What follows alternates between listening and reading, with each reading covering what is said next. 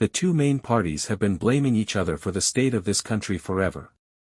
They point fingers, but today, we're here to uncover the truth about immigration after Keir Starmer's recent announcement. Plus, we'll cover the latest stories from around the UK. Before we dive in, don't forget to hit the like button and subscribe to join our growing community.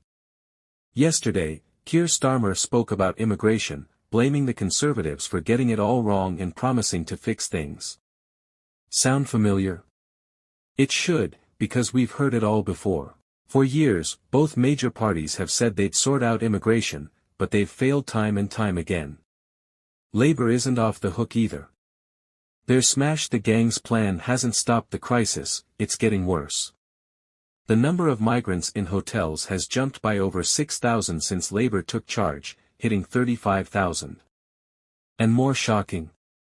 Over 109,000 people are now getting accommodation support, costing taxpayers £5.38 billion this year, a 36% increase. And it's not just Labour. Back in 2010, David Cameron promised to cut net migration to under 100,000. That never happened. Instead, we've seen the biggest population increase in 75 years, mostly due to mass migration. Look at the numbers today: 728,000 net migration for the year ending June 2024. The year before? Over 900,000. That's nearly 1 million people in 1 year, under a Conservative government. And of the 3 million non-EU migrants who've arrived in the last 6 years, only 16% came for work.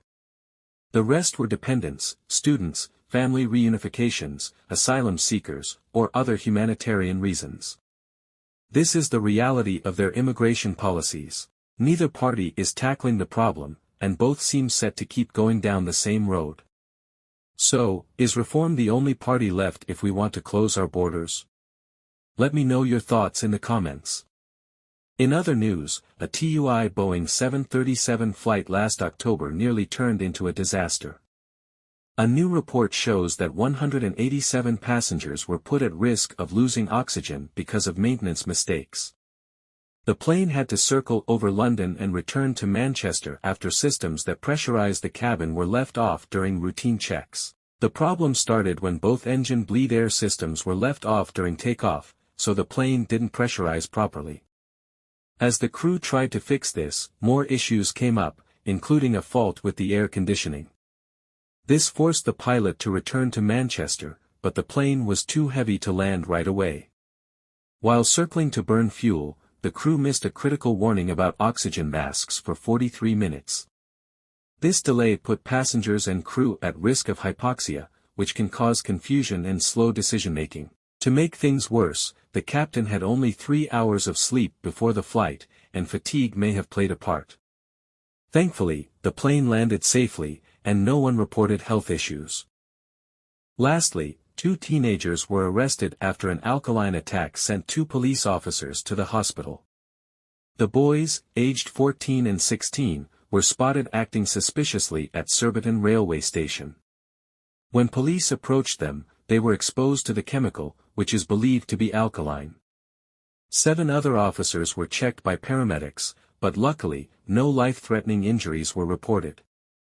The incident caused major travel disruptions, with the station closed for 3 hours. The police aren't looking for anyone else, and investigations are ongoing.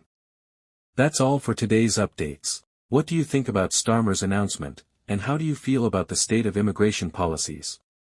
Share your thoughts in the comments. Don't forget to like the video and subscribe for more updates on British politics. Thanks for watching, take care.